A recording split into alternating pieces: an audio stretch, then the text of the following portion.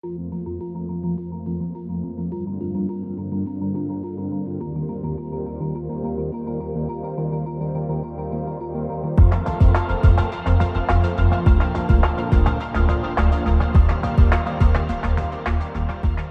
é o podcast do Publish News. Há 20 anos é aqui que você se informa sobre o mercado editorial. No primeiro episódio do podcast do PN de 2022, conversamos com o novo presidente do SNEL, Dante Cid, vice-presidente de Relações Acadêmicas da Elsevier na América Latina. Esse bate-papo marca sua primeira entrevista como mandatário do Sindicato Nacional dos Editores de Livros.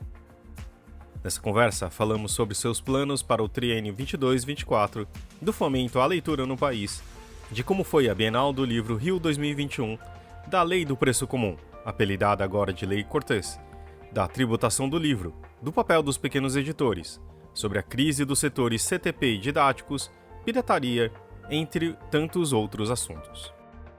E no final do programa, ainda fazemos uma homenagem especial para uma das podcasters do Publish News. Esse podcast é um oferecimento da MVB Brasil, empresa que traz soluções em tecnologia para o mercado do livro. Além da MetaBooks, reconhecida plataforma de metadados, a MVB oferece para o mercado brasileiro o único serviço de EDI exclusivo para o negócio do livro.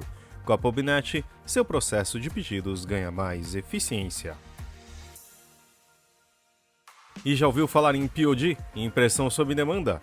Nossos parceiros da Unlivro são referência dessa tecnologia no Brasil, que permite vender primeiro e imprimir depois, reduzindo custos com estoque, armazenamento e distribuição. Com o POD da Unlivro, você disponibiliza 100% do seu catálogo sem perder nenhuma venda. Esse é o episódio número 197 do podcast do Publish News, do dia 3 de janeiro de 2022, gravado no dia 15 de dezembro de 2021.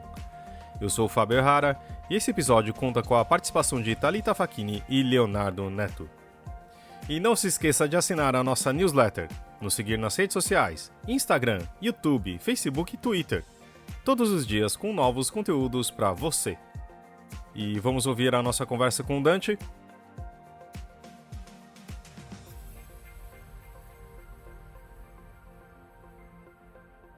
Oi Cid, seja super bem-vindo aqui ao podcast do Publish News. Te agradeço muito por ter se disposto a estar aqui conosco. É o nosso primeiro programa de 2022. A gente está abrindo o ano com você, então. Esse programa vai ao ar na primeira segunda-feira de janeiro, embora a gente esteja gravando aqui em dezembro ainda. E você... Obrigado, Leonardo, pelo convite. Obrigado, Fábio, Thalita. Prazer enorme estar aqui com vocês todos e com os ouvintes. Que bom. E essa altura do campeonato, né, quando esse programa for ao ar, você já terá sido empossado presidente do SNEL. Eu queria saber que desafios você vê assim, já para o seu primeiro ano de mandato, o que é que você entende como o principal desafio do setor que você vai ter que enfrentar já nesse primeiro ano de presidência no SNEL? Leonardo, os desafios são recorrentes, os mais importantes são recorrentes, não há novos desafios, há um crescente de alguns desafios já pré-existentes. Eu diria que o principal no nosso país é o do maior fomento à leitura. Vocês todos acompanham as nossas pesquisas, retratos da leitura, por exemplo, indicando que praticamente metade dos brasileiros alegam não terem lido um livro sequer, pelo menos no ano anterior, talvez alguns deles nunca a vida inteira. Então, eu diria que o meu principal desafio é alterar esse quadro. Vocês vejam, por exemplo, a Bienal que acabou de se encerrar, né? A emoção que me dá ver jovens, crianças demonstrando aquele amor, aquela paixão pelo livro, nos corredores, nos estandes. E aí eu penso, por que parar aí, né? A Bienal terminou, mas o SNEL pode ajudar a trazer esse ambiente de proximidade do livro para as escolas, para as comunidades, trazer o livro mais acessível. Por que na Bienal a gente vê todo aquele movimento? Porque, de uma forma ou de outra, por vários aspectos, o livro, naquele momento, naquele lugar, se tornou mais acessível para todas aquelas crianças e jovens.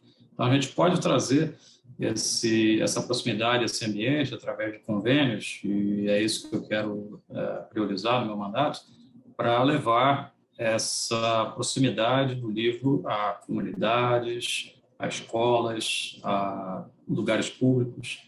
Vou tentar vários convênios para tornar essa troca com o livro bem mais acessível por todo o público que tem esse desejo.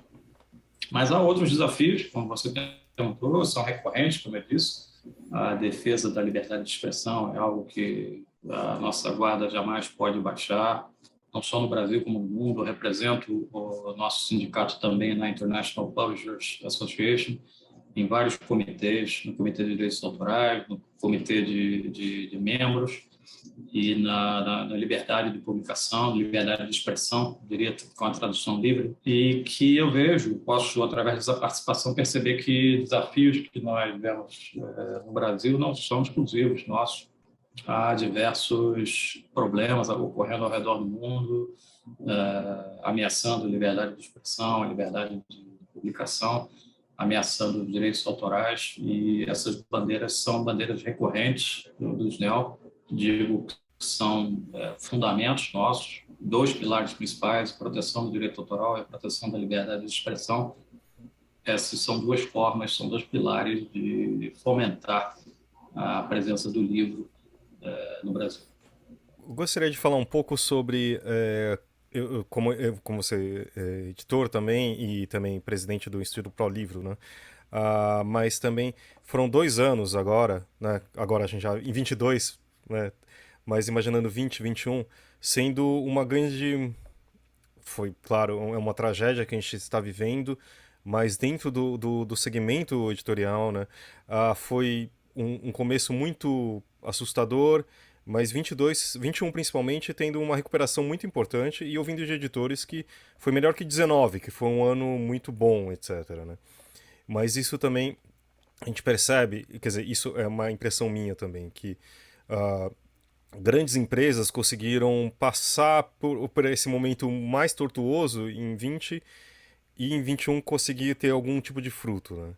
Como que o SNEL e contar, acho que um pouco do papel que o SNEL pode fazer, principalmente para manter uma bibliodiversidade, né? Quer dizer, o papel, claro que as editoras grandes são muito importantes, as médias, mas principalmente as pequenas, trazendo publicando coisas que outras editoras não conseguem ver, trazendo coisas até que na entrevista do Luis Schwartz contando um pouco, falando de trazer a diversidade, muitos assuntos que as grandes editoras não conseguem ver em primeiro momento, né? Fala um pouco do papel do SNEL e também dessa montanha-russa que a gente viveu e está vivendo ainda. São ótimos pontos, Fábio. Eu vou tentar comentar em 3 aspectos isso que você colocou.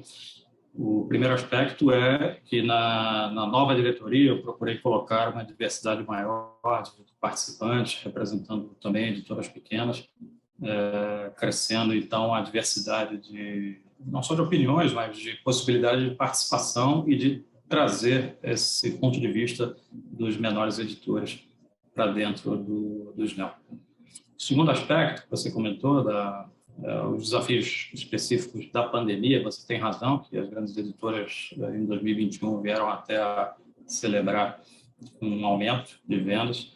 Eu quero sempre destacar que isso ocorreu para o segmento de literatura geral, mas se nós olharmos para alguns outros segmentos que o SNEL representa também, que é o setor de didáticos, isso não foi verdade.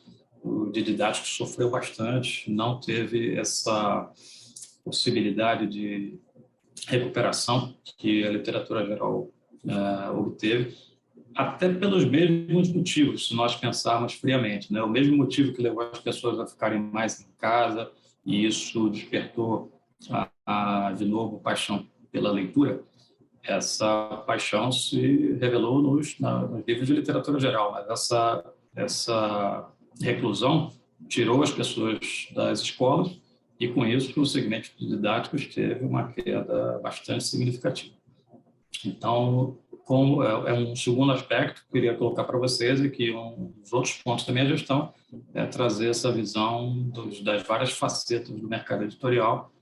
Eu entendo que no público geral, até na audiência de vocês, o interesse maior normalmente é pela literatura geral, mas cabe a nós, do sindicato, representar todos os segmentos e buscar ações para mitigar os efeitos negativos sobre alguns dos outros segmentos. E no terceiro aspecto, né, que você colocou, da bibliodiversidade e da sustentabilidade, vamos dizer assim, do mercado editorial, uma das ameaças foi realmente a pandemia. As editoras menores, as livrarias menores, por terem menos recursos, tiveram muita dificuldade de passar por aqueles meses piores em que todas as vendas foram praticamente congeladas, né, pela reclusão quase total nos primeiros meses, falando de março, abril, até meados de maio do ano passado. Então, as menores empresas tiveram mais dificuldade por conta do seu próprio porte. Isso não teve muito o que fazer. O sindicato procurou buscar legislação para alívio financeiro e, felizmente, a ação do governo abarcou a todas. Então, nós tivemos algum alívio nesse aspecto. Mas um outro fator que nós vamos seguir brigando e que afeta também a bibliodiversidade e a possibilidade das pequenas seguirem sobrevivendo é a lei do preço comum, a lei Cortez, que nós vemos como algo fundamental para garantir que também as editoras pequenas e as livrarias pequenas possam sobreviver num ambiente de guerra comercial mais acirrada. Então, é um outro aspecto dessa bibliodiversidade que você comentou, que é uma das nossas bandeiras, seguirá sendo a defesa dessa lei do preço comum, da lei Cortez, para garantir a bibliodiversidade no país. Dante, o SNEL acabou de celebrar seus 80 anos, né? Mas eu quero resgatar a história mais recente, a história que eu acompanhei mais de perto, né? Eu estou no Publish News há 8 anos, eu acho. E então peguei o finalzinho do mandato da Sônia, o do Marcos inteiro, e agora, se Deus der bom tempo, vou pegar o seu. E por coincidência, esses três últimos presidentes, os dois últimos presidentes e você, são engenheiros, né? Você é engenheiro da computação, a Sônia e o Marcos, engenheiros civis. O grande marco da gestão da Sônia parece ter sido a boa briga que o mercado, que o setor comprou contra a censura das biografias, né? E conseguiu isso na gestão dela. O Marcos participou conosco do Sabatina Publish News e falou que o principal legado dele, que ele estava deixando, era as pesquisas, né? Esses subsídios para o mercado poder se planejar e se organizar. E pensando agora, sei lá, no fim do seu mandato ou dos seus mandatos, né? Porque é comum ter mais de um. Você espera deixar qual marca no setor? Você acha que você já consegue projetar alguma coisa nesse sentido? De qual marca você gostaria de deixar para o mercado ao fim dos seus mandatos? Minha intenção, naquele primeiro aspecto que eu comentei, do fomento à leitura, levando a Bienal e o livro, de uma forma mais geral, para mais próximo dos leitores, comunidades, escolas, pontos de acesso público como transporte, trazer acesso ao livro para esses setores. Se eu conseguir isso ao final de 3 anos, ter um avanço nesse aspecto de criar em parcerias iniciativas para tornar o livro mais acessível por esses públicos, eu diria que vou estar muito satisfeito com esse legado. Cid, você comentou já 2 vezes sobre a Bienal e a importância que isso vai ter para você alcançar esse seu objetivo no geral, daí na sua presidência no SNEL. Eu queria que você me falasse como que foi, na sua visão, essa última edição da Bienal, que acabou superando expectativas de muitas editoras, teve o apoio do governo do Rio de Janeiro e conseguiu se fazer presente e ter bons resultados. Eu queria que você desse a sua visão de como é que foi esse evento. Obrigado, Thalita. Eu fiquei feliz demais. Vocês imaginem a discussão que nós tivemos que ter em todo o primeiro semestre, com todo o quadro. Se vocês conseguirem se reposicionar na situação da pandemia no nosso primeiro semestre, o país estava em desespero, estava um caos, pouquíssima vacinação, curva subindo dramaticamente. Então, vocês imaginem, naquele momento, a gente pensar em fazer um evento para 300 mil pessoas. Era impensável, né? Chegando pertinho da virada do ano, nós percebemos uma maior consolidação e e, vamos dizer assim, manutenção dos planos de vacinação, e fizemos essa projeção ousada de, em dezembro, tentar realizar a feira. Houve, naquele momento, né, quando nós divulgamos, várias reações. Que absurdo, num momento como esse, vocês pensarem em aglomeração. A gente dizia, pense bem, não é agora que a gente vai fazer a feira, a gente está anunciando a feira agora para ser realizada em dezembro. Vocês imaginem que não podia ser uma escolha mais feliz, né? Esse finalzinho de novembro, início de dezembro, foi o momento em que o país estava realmente mais tranquilo. Estamos ainda, podemos dizer, né, em relação às ondas que nós sofremos, e eu diria que não poderíamos ter escolhido uma data melhor para realizar. Então, vocês imaginem, com todos esses riscos, nós podemos ter visto essa casa cheia, o grande sucesso de vendas que foi, as pessoas felizes, escolas visitando. Vocês imaginem que nem isso, a visitação escolar, que é um dos pontos fundamentais da Bienal, no primeiro semestre a gente podia jurar que não ia acontecer, porque as escolas nem estavam funcionando, né? O que dirá deslocar os alunos para uma feira do livro. Então, eu não poderia estar mais feliz. Eu fiquei emocionado de ver as crianças lá, com aquela paixão toda pelo livro, com um sorriso estampado no rosto de todos que estavam presentes. As pessoas até cansadas de tanto percorrer ali o espaço, sacolas cheias de livros, pessoas fazendo selfies, e a pessoa criou e fez, sabe aquela figura do anjo deitado, as asas batendo, ela botou livros em volta dela, estava pedindo para o pessoal tirar uma foto para poder postar no Instagram. Então foi bonito demais, eu não podia estar mais feliz com isso. Dante, das principais razões de existir de uma entidade de classe é representar seus interesses junto a governos, ao poder legislativo, executivo e etc., né? E a gente tem duas matérias importantes que tramitam no Congresso, que são a PEC da CBS, né, a PEC da reforma tributária, e também a questão do preço fixo da Lei Cortês, como você já citou aí. Eu queria entender, na sua visão, quais deveriam ser, ou quais são, ou quais estratégias a gente pode esperar da sua gestão para que essas duas coisas, uma ande, no caso da Lei Cortês ande, e no caso da CBS, seja de uma vez por toda enterrada, e não se fale mais nisso sobre a tributação do livro, né? Exato, Leonardo, é um ponto que requer nossa atenção permanente.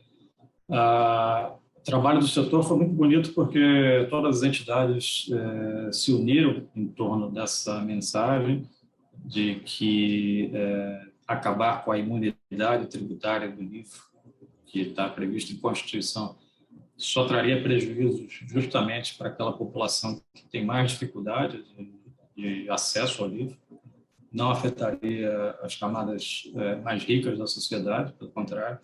Então, a gente considera que no nosso país, trazer esse risco de aumento de preço é realmente um prejuízo enorme para uma população já carente de acesso a esse tipo de bem. Então, vai ser uma bandeira permanente nossa, o setor todo está muito unido em torno disso, e não é nada difícil você demonstrar essa importância da imunidade tributária para um parlamentar.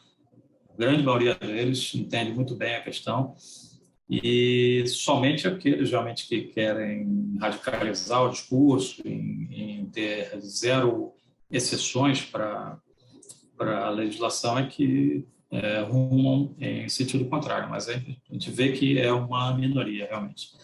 Então, tem uns outros projetos de lei de reforma tributária que a gente considera mais saudáveis, principalmente o do Senado, que é uma reforma mais ampla. A gente crê que a CBS, o projeto do CBS isolado, não vai trazer grandes benefícios para o país. O que a gente almeja é realmente uma reforma tributária ampla e nada mais do que o respeito ao direito constitucional da imunidade tributária do livro, uma visão que foi tida lá décadas atrás e que não deveria ser ameaçada por novos governos, porque foi realmente um bem para a sociedade brasileira.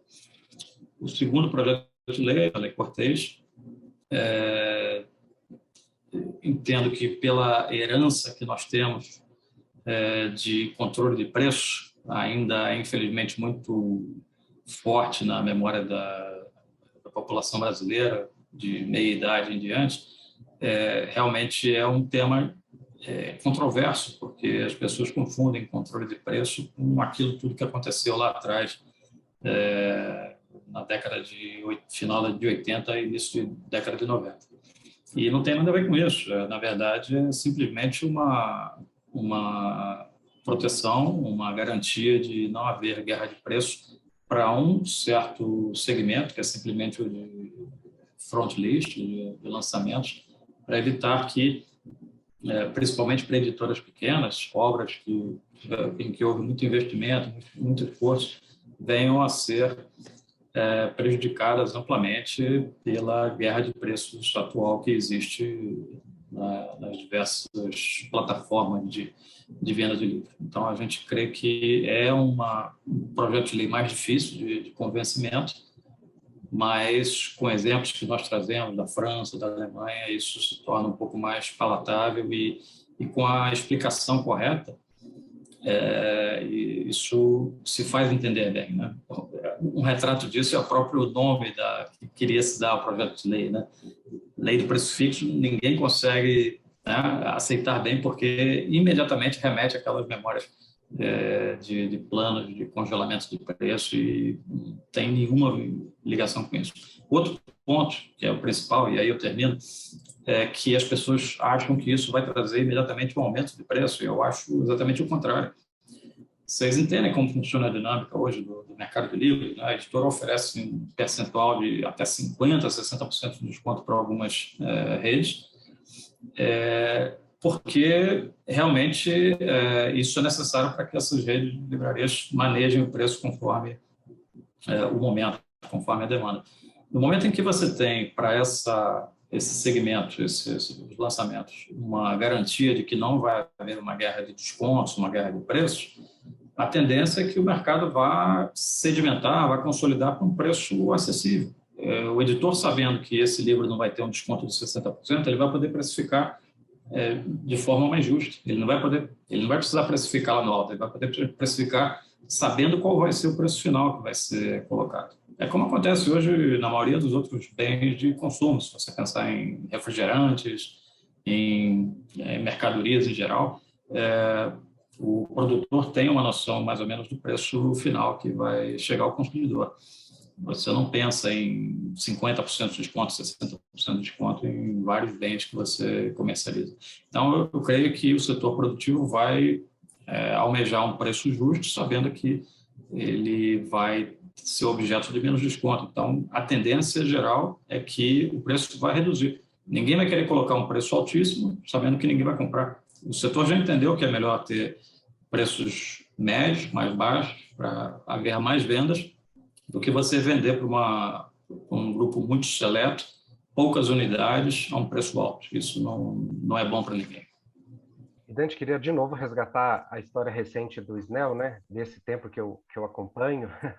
A gente teve aí os dois presidentes que te antecederam, seus predecessores, ambos de editoras de interesse geral, né? A Sônia da Record, o Marcos pela Sextante, e agora vem você, um editor que vem do mundo do CTP, que é um mundo, como você disse já em algum momento, um mundo meio que à parte, no bom sentido, né? É um outro universo diferente desse do interesse geral. E é também o setor que a gente consegue ver pela pesquisa Produção e Vendas, um setor que tem sofrido muito nos últimos anos, né? Então, eu queria que você fizesse para a gente um panorama de como é que você vê o subsetor de CTP, se você vê saídas no curto prazo para recompor essas perdas que o setor teve nesses últimos anos, entender um pouquinho um panorama seu, né? Você disse que, muito bem disse que a gente está, o Publish News, estou dizendo a gente aqui do Publish News, a redação, está muito de olho nas editoras de interesse geral e, às vezes, a gente não chega muito no subsetor de CTP. Então, eu queria que você fizesse esse panorama para a gente, como é que você vê esse setor e como é que você vê esse setor mais para frente também, que tendências você consegue identificar e etc. Com certeza, Donaldo. Queria deixar claro que o objetivo do SNEL é representar a todos, né? O fato de eu pertencer a uma editora predominantemente CTP significa que eu tenho essa bagagem, mas eu entendo plenamente a fundamental importância de todos os setores de obras gerais para divulgação, para a ampliação do acesso à leitura no país. Essas crises do setor, do CTP, didático, principalmente, a questão toda foi uma coincidência de várias crises que sucederam, né? Se você imaginar aí que a partir de 2016 houve uma queda constante de inscrições em universidades, matrículas em universidades, de número de alunos em geral, somado à crise econômica e somado à questão tecnológica de mudança no comportamento do aluno, de como ter acesso ao conteúdo didático. Então, isso é uma mudança que eu acompanho desde a minha editora, acontecendo no mundo inteiro, já desde o início dos anos 2000, com o avanço da internet e das plataformas digitais em geral, essa mudança do paradigma de acesso ao conteúdo didático e universitário. Isso é algo que ainda não tem uma conclusão. Ninguém ainda tem o novo, melhor modelo de acesso tecnológico ao conteúdo didático. Isso ainda varia se você conversar com cada professor, com cada universidade, com cada escola. Ainda varia muito o nível de entendimento e de opinião sobre qual é a melhor forma de acesso ao conteúdo. Então, isso é algo que não vai desaparecer em curto prazo. A gente vai ter alguns anos ainda de evolução até que alguém encontre uma fórmula ideal para acesso ao conteúdo didático. As editoras já vêm se modernizando, digitalizando e tornando suas plataformas online acessíveis para seus conteúdos. Isso tem trazido algum alívio, ampliando o rol de alunos e de universidades e de escolas que têm acesso ao seu conteúdo. Afinal, o mesmo livro que você tem em mãos, ele impresso da mesma forma ou de forma até otimizada, você pode ter acesso digital. A minha editora em particular, o conteúdo impresso é muito pouco significativo, praticamente tudo foi migrado para o digital. E é algo um fenômeno que não aconteceu com as obras gerais. As obras gerais, se você imaginar, a grande mudança de paradigma que vinha acontecendo desde os anos 2000 era a possível digitalização do conteúdo, a mudança para o e-book. Então, se vocês lembrarem, aí há uns 15 anos atrás, todo mundo apostava em 15 anos o livro vai ser 100% digital, não vai haver mais livro impresso, porque o digital vinha num crescente percentual anual que matemáticos faziam essa projeção de que em 15, 20 anos tudo seria digital, e a gente vê que isso não aconteceu. Mesmo em torno de 2010, 10 anos depois do início dessa digitalização do livro, somente nos Estados Unidos e na Inglaterra você teve um percentual maior de 30%, 40%, e dependendo do segmento até 50%, perto de 50% de share, né, de presença, de participação do digital com o impresso. Mas na América Latina e na maioria das outras regiões isso nem chegou perto. Aqui a gente historicamente nunca tinha passado dos 4%, 5% de presença do livro digital em comparação com o impresso. Outra coisa que mudou bastante na pandemia. A pandemia, não só a compra online aumentou muito de livros impressos, mas também a compra online de livros digitais aumentou bastante. Eu mesmo sou um leitor assíduo de livros digitais porque, por conta do meu trabalho, eu sempre tive que viajar muito e, para mim, sempre foi muito mais prático levar dezenas de livros num dispositivo só, ao invés de ter que carregar todo aquele volume. Mas adoro ter meus livros impressos, sempre que eu tenho a oportunidade de manusear, realmente é uma sensação que não tem paralelo quando você faz no digital, mas a praticidade digital está aí. Mas eu digo isso porque essas previsões que costumam ser feitas aí para o futuro, 20, 30 anos, que vai ser um modelo que vai prevalecer, eu duvido muito. Eu acho que modelos vão coexistir ao longo de décadas.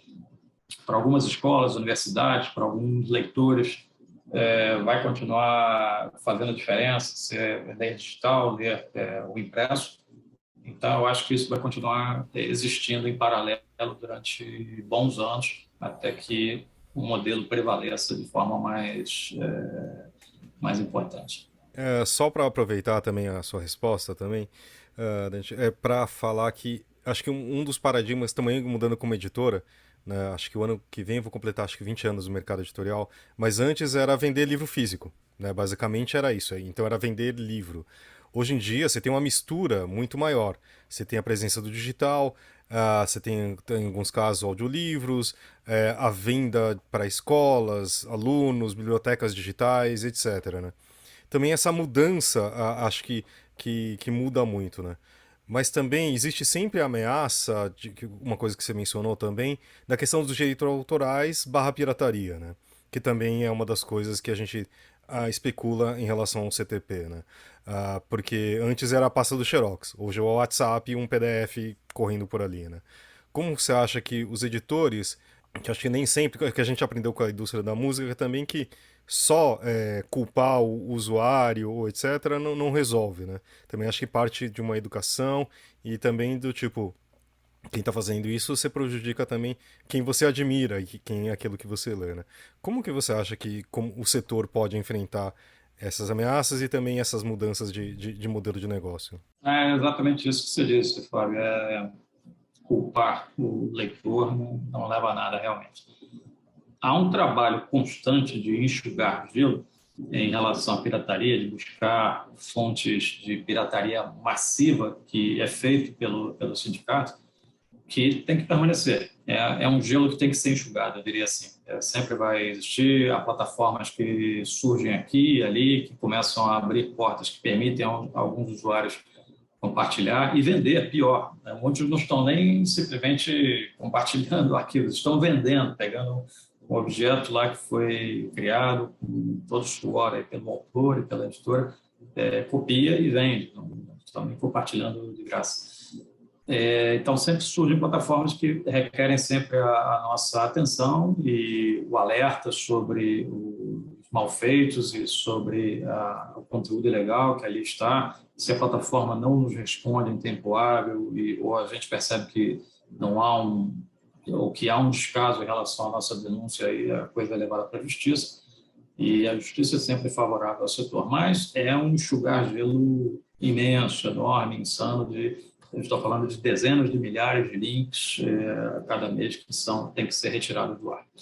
Isso existe, tem que existir para evitar grandes abusos de presença massiva de conteúdo ilegal, para que as pessoas entendam que há um valor por trás daquilo. Mas eu concordo 100% com você, Fábio, que o principal caminho é a conscientização do valor da criação daquele conteúdo.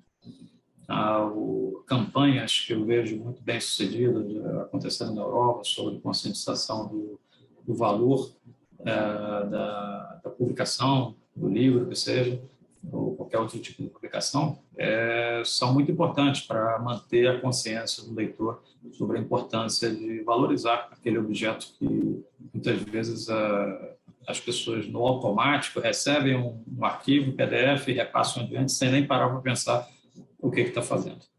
A gente teve casos aí que a gente gastaria uma outra hora inteira só para comentar, mas de sites que vocês jamais esperariam encontrar livros piratas ali presentes, sites de entidades até jurídicas, que tem toda a consciência do... Mas a pessoa no automático, recebi um PDF, pensou, recebi PDF, está livre, está de graça, todo mundo recebeu, podemos compartilhar. Não é assim. Então, é um trabalho constante, mas o principal, eu concordo com você, que é de conscientização sobre o valor da criação. Vocês sofrem isso na pele como jornalistas, vocês se dedicam a criar um texto, criar um artigo, para ter o risco de, dali a poucas horas, vocês veem esse conteúdo replicado em algumas plataformas, sem nenhuma menção a quem criou aquele texto, sem nenhuma remuneração por aquela criação.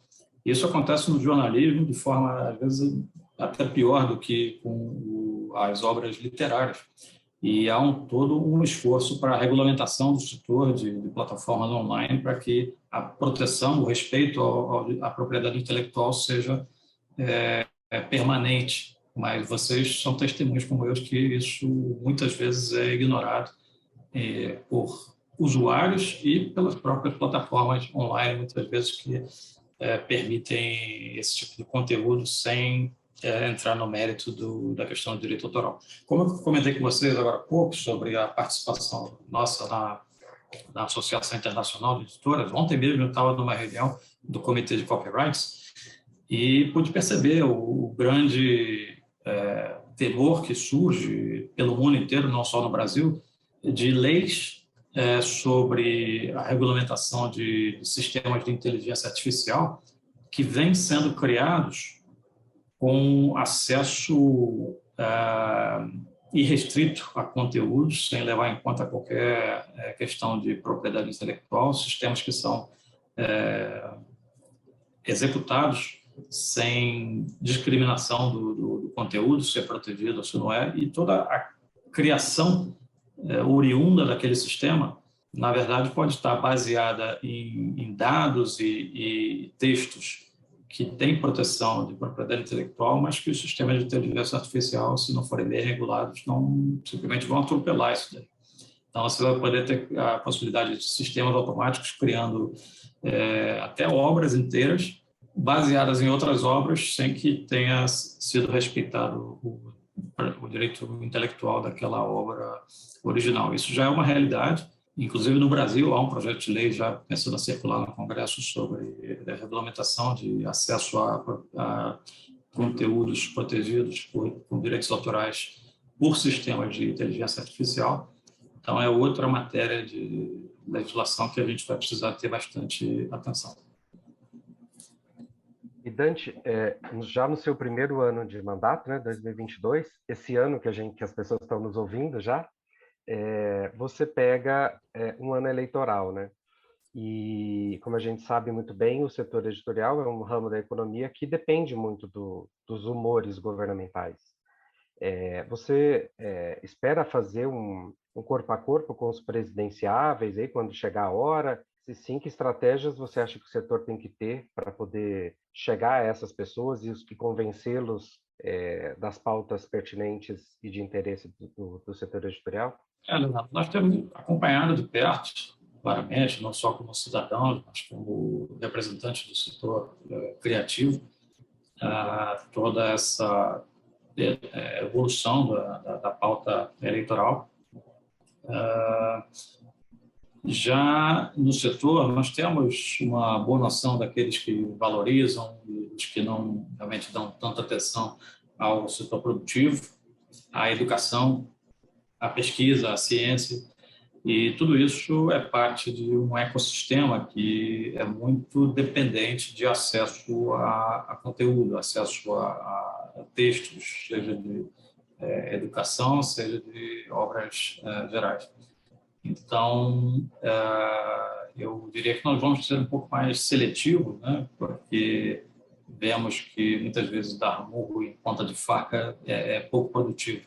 A nossa intenção é realmente reforçar a mensagem de valor do setor criativo para aqueles que nós sabemos que terão ouvidos receptivos sobre essa matéria, porque a gente percebe que alguns segmentos realmente não vale o custo de você se desdobrar em demonstrar o valor para um país de ter um setor criativo pujante, representativo da cultura nacional, para que você não se torne uma dependente ou uma colônia cultural de outras regiões. Então, nosso foco realmente vai ser naqueles segmentos que nós vamos perceber que tem a receptividade para a nossa pauta. E, Cid, uma das grandes questões do setor editorial nos últimos 3 anos tem sido, claro, a crise da Saraiva e da cultura, né? Está sempre em todos os assuntos que a gente está comentando. Ontem a gente transmitiu Sabatina com o Luiz Schwartz, CEO da Companhia das Letras, e eu fiz essa pergunta para ele também. Você acha que essas duas redes têm chance de sair dessa situação? E também como que você vê essa escalada das médias e pequenas livrarias que estão se tornando grandes? Várias estão abrindo novas lojas, ocupando o espaço dessas duas. Então, estão duas perguntas aí no meio. Você vê a saída para a Saraiva Cultura e como você vê essa ascensão dessas outras livrarias? Obrigado, Thalita. Veja só, saída sempre existe. A pergunta, na verdade, é: você está disposto a fazer aquilo que é necessário para ter aquela saída? Essa é a questão.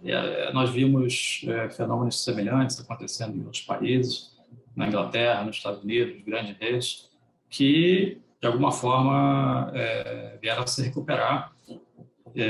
Grandes mudanças aconteceram, né? Jamais tiveram aquele mesmo porte que haviam tido há 20 anos atrás, mas estão lá ainda. Você vê grandes redes de livrarias sobrevivendo nesses dois países, mas um fenômeno interessante, principalmente nos Estados Unidos, foi do crescimento das livrarias independentes, das pequenas livrarias, que retomaram a importância no gosto do público pela sua presença, coisa que nós esperamos que possa acontecer no Brasil também.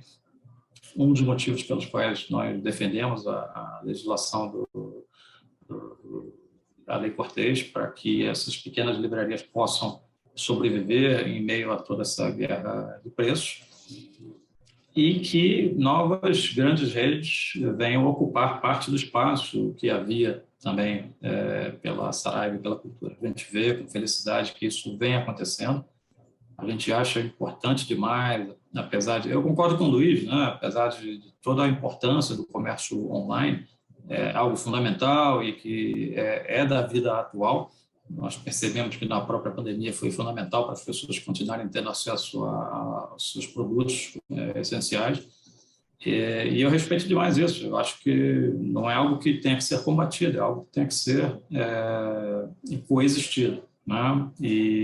Mas a presença de livraria física é diferente de você comprar, vamos dizer assim, a sua marca principal de sabonete, vamos dizer assim. Você vai online, vê onde está mais barato e compra. Agora, você manusear um livro, folhear, experienciar aquele conteúdo e olhar outras variedades que existem ali na bancada é algo que faz a diferença para a experiência do leitor.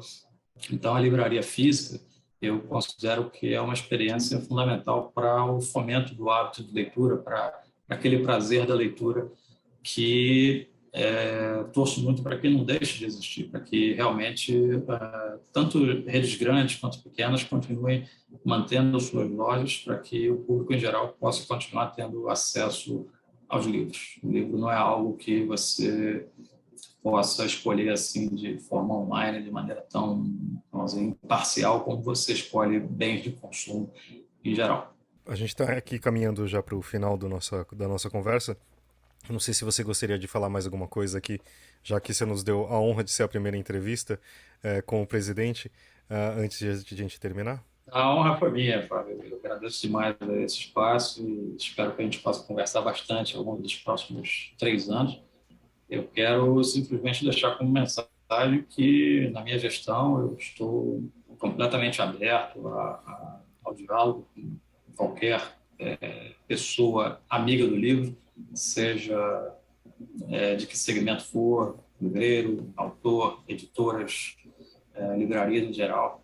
Então, eu gostaria muito que, na minha gestão, esse canal, esse diálogo estivesse muito aberto, para que juntos possamos entender melhor o ecossistema do livro e trabalhar em conjunto para que isso venha sempre a evoluir no nosso país. Pequenas editoras, principalmente, que não se sintam ouvidas, venham até nós para que a gente possa trabalhar em conjunto com ações como essas de promoção do acesso à leitura, trabalho junto a comunidades e a escolas para que o acesso à leitura seja sempre facilitado. Portas dos NEOs estão abertas mais do que nunca para o encontro com qualquer um que seja amigo do livro. Muito bom. Obrigado, Dante. Agora a gente vai para as indicações, então, e já voltamos aí.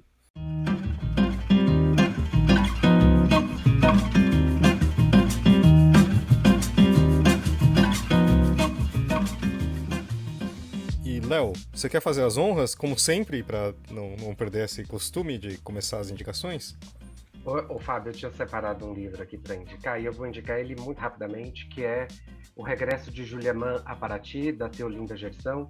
É uma autora portuguesa que eu aprendi a gostar muito nos últimos tempos. Entrevistei ela recentemente para um projeto do Publish News. Então eu indico esse livro. Mas mais do que indicar esse livro, do que fazer uma indicação, eu queria fazer um agradecimento. A gente hoje está gravando, Cid, sem uma pessoa que é muito importante para a gente. Eu estou me segurando para não chorar, que é a Maju. A Maju cuidou dos nossos projetos especiais nos últimos anos e ela está de saída do Publish News. Inclusive o podcast era um dos projetos que ficava na alçada dela, né? Como os prêmios Publish News e Jovens Talentos, a Casa Publish News em Paraty, todos esses grandes projetos que levaram o nome do Publish News adiante nos últimos anos.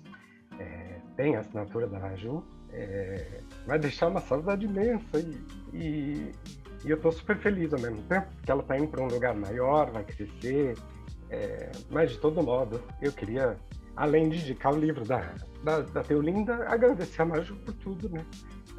Eu não prometi que eu não ia chorar, caceta, e ela nem está aqui para me ver chorar, mas enfim, eu queria agradecer a Maju, porque foi essa pessoa fundamental na história do Publish News nos últimos anos, e fico feliz por ela e triste pelo Publish News. Sem dúvida. Eu não tenho mais como concordar, eu acho que é mais que justo dedicar todo esse episódio e também o podcast, porque ela foi fundamental quando a gente teve a ideia, ela sempre abraçou o projeto, e toda sorte para Maju, que competência com certeza ela sempre teve, e aí vai ser um caminho bem bonito aí no mundo dos livros.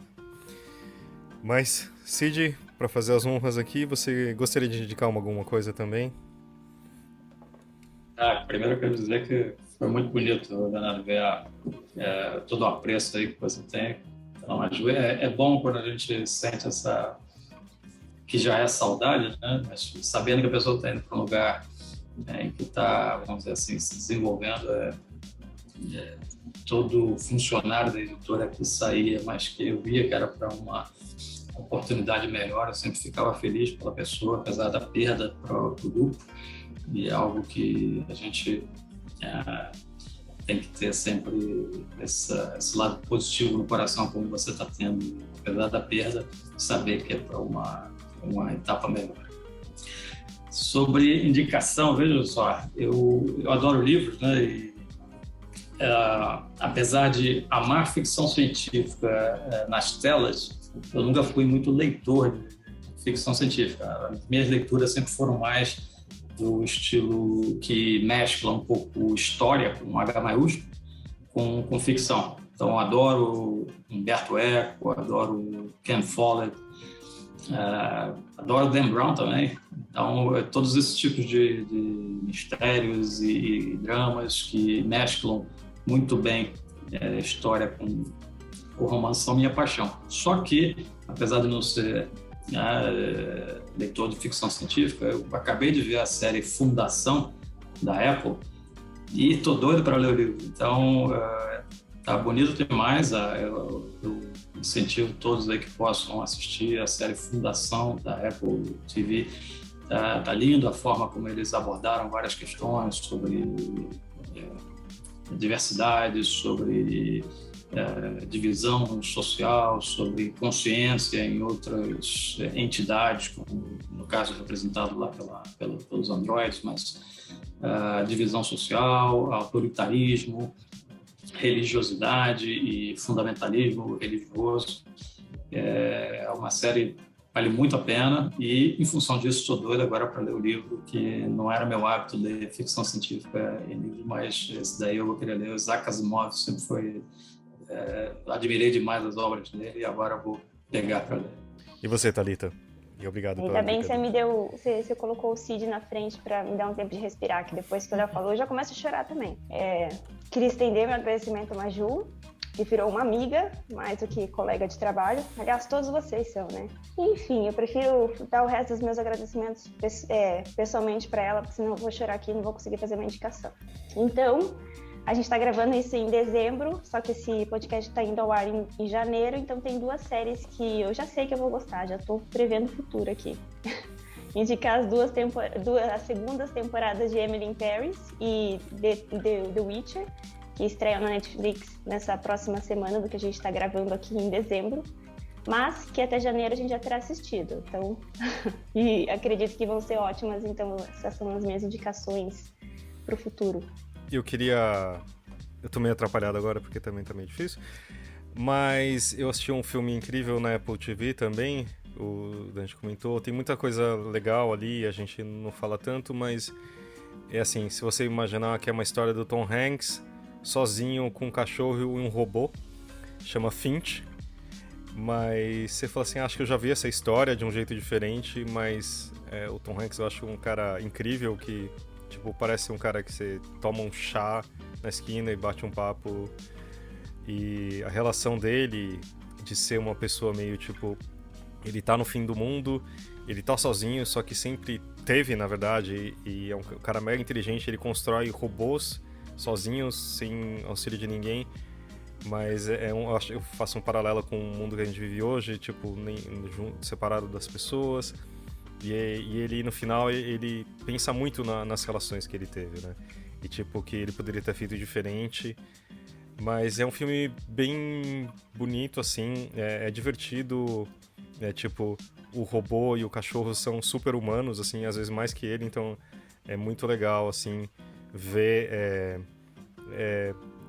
É meio estranho pensar nisso agora, não é a coisa mais feliz, mas eu acho que a ficção científica tem esse papel também, né, de, tipo, refletir sobre o presente e as escolhas que a gente faz.